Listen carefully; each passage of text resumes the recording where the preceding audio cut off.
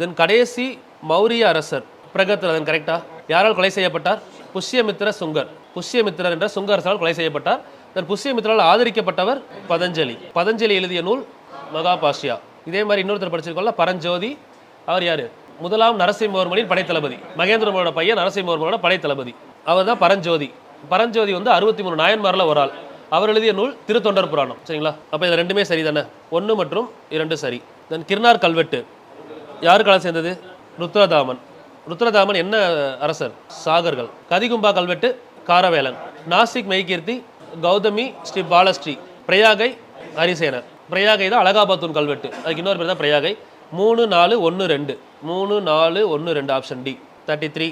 குஷான பேரரசர்களில் மாபெரும் பேரரசர் கனிஷ்கர். கரெக்ட். குஷானர்கள் 78 அரச பதவி ஏற்றார். சரியா? Question number 1.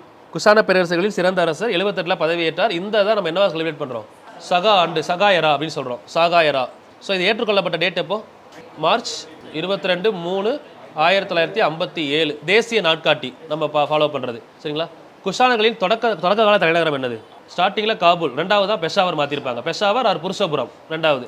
ஸோ இது தொடக்க காலம் சொன்னாங்கன்னா தப்பு. இது லாஸ்ட்டாக வந்திருக்கும். தொடக்க காலத்தில் காபூல் இருக்கும், ஆப்கானிஸ்தான். சரிங்களா? ஸோ பெஷாவர் ஆர் புருஷபுரம் ரெண்டாவது வரும். ஸோ அதனால் 1 மட்டும் சரி.